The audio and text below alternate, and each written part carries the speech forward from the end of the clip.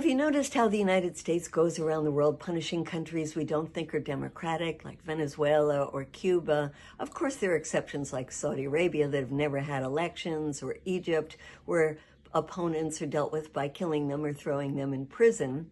But every 4 years in the U.S. presidential campaigns is a good time to reflect on just how unfair and undemocratic our system is here.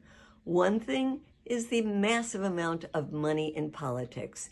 This election season, for both presidential and congressional, it looks like there will be $16 billion thrown into this election, most of it coming from billionaire elite donors. So they get a lot more say about who is going to, quote, represent us than average people do.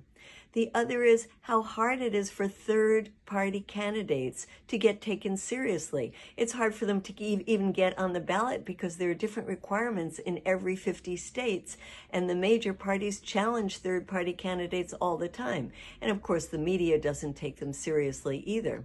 And what about this crazy system called the Electoral College, a most undemocratic system where each state has a number of electoral votes depending on how many representatives it has in Congress. So say your state has 20 votes. Well, what if 1 million people voted for Kamala Harris and 1 million plus one voted for Donald Trump? Instead of each getting 10 of those votes, all 20 would go for Donald Trump. And so when you look at the larger picture, this means that a candidate could win the popular vote by millions and still lose the election. That's happened several times, including in recent history in 2000, where Al Gore won the popular vote, but George Bush became president, or in 2016, where Hillary Clinton won the popular vote and Donald Trump became president. It could very well happen this time around.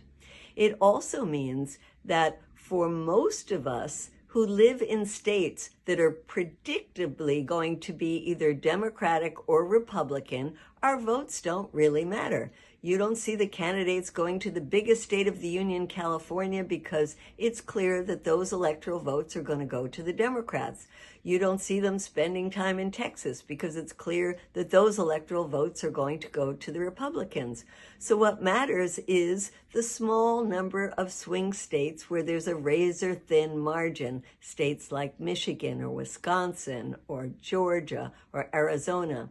So 80% of the population that doesn't live in these swing states are basically sitting back and watching the returns in that tiny number of states. This is not a democratic system.